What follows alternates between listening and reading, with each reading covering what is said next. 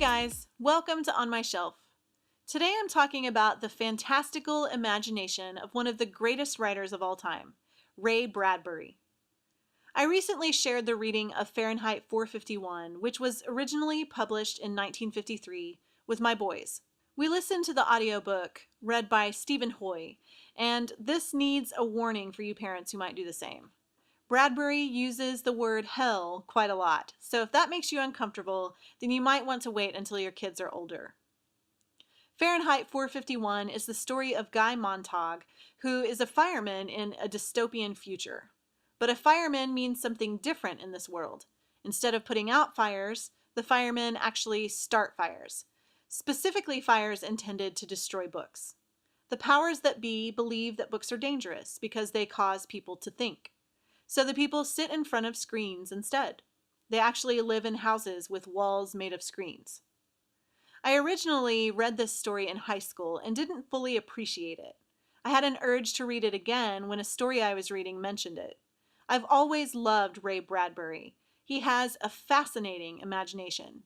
He wrote this book long before computers became a widely accepted medium for communication and creation.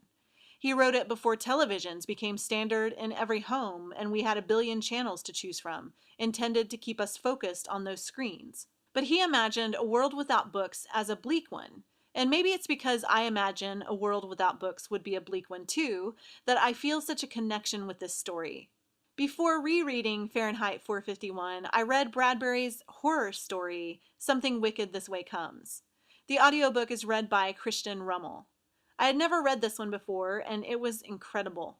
Bradbury has a poetic style that presents, in a nonchalant sort of way, his viewpoint of the world. Something Wicked This Way Comes is a story about a carnival that comes to town with a carousel that two boys suspect is dangerous. And it is dangerous. When it goes forward, it speeds up time, and the riders who get off become old and frail. When it goes backward, it turns back time. So the people who ride turn to babies and children again. It's all run by a shady character called the Illustrated Man. Two boys in the town try to figure out a way to make this carnival leave town.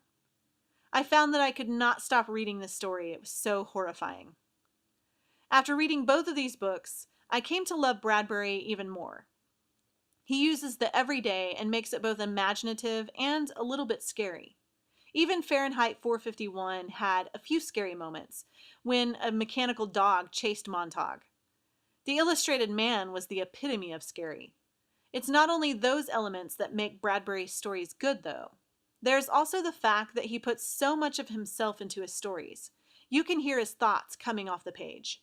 I find this appealing in any story. I love to hear who authors are through their work. A few years ago, I read a nonfiction book by Bradbury called Zen and the Art of Writing. In this book, he tells the story of where most of his ideas come from. It's usually from his own experiences. One of the first short stories he ever wrote was about the thing at the top of the stairs that he was always afraid of as a child. He took what he was afraid of, and he made it come alive. I admire that about him. I want to do it myself. I don't know that there will ever be another writer like Bradbury. I suppose I'll just have to keep rereading his books over and over again. I hope you've enjoyed this look at the entertaining art of Ray Bradbury. If you have any audiobooks that you think everybody in the whole world should read, leave them in the comments and I will add them to my list. Visit racheltolson.com for some of my best recommendations for both audiobooks and films. For more On My Shelf, subscribe to my YouTube channel. Thanks for watching.